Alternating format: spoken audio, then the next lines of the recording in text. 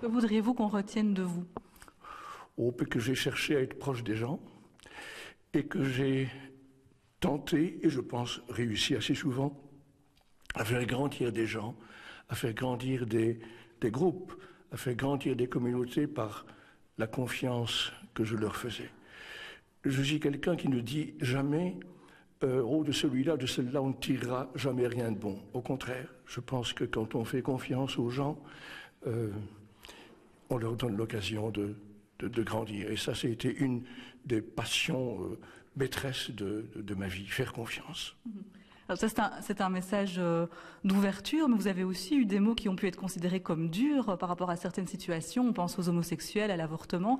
Est-ce que vous avez des regrets à ce niveau-là?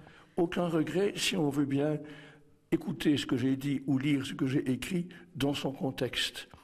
Mon métier de philosophe, d'enseignant, m'a amené à utiliser les mots toujours avec une grande précision.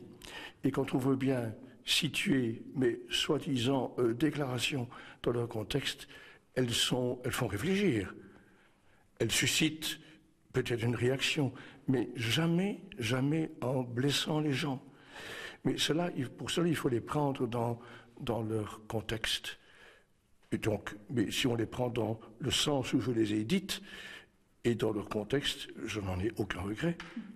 Et je redirai aujourd'hui les mêmes choses, pourvu qu'elles soient entendues de la manière dont je les prononce, les énonce, les écris ou les dis.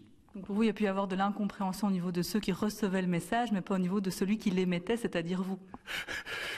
Oui, mais il y avait aussi de l'incompréhension du message qui n'était pas d'abord lié au grand public, mais lié à ceux qui professent votre métier et dont je comprends les nécessités pour lesquelles des propos nuancés, équilibrés, donc un peu longs, sont pas très intéressants et qui préfèrent des courtes phrases un peu pimentées, quitte à laisser tomber le contexte pour que ce soit un peu provoquant. Et c'est généralement une marchandise qui se vend mieux, mais qui ne correspond pas tout à fait à la réalité. Mais je comprends les nécessités également de la presse, qui n'est pas toujours libre. Enfin, nous sommes très attachés à la liberté de la presse, mais elle n'est pas toujours libre. Elle doit aussi écrire, produire des choses qui vont plaire à l'opinion dominante ou plaire à la rédaction pour laquelle on travaille. C'est-à-dire que vous êtes senti caricaturé parfois? Oui, mais ça ne me dérange pas trop. Ça me dérange dans la mesure où ça a pu troubler peut-être d'autres personnes, ne connaissant pas les tenants et aboutissants. Sinon, un homme public, qui a une fonction publique, doit s'attendre à être un peu caricaturé. Ça fait partie des risques du métier. Et sinon, alors, il faut commencer à censurer et tout. Et ce n'est pas une bonne solution.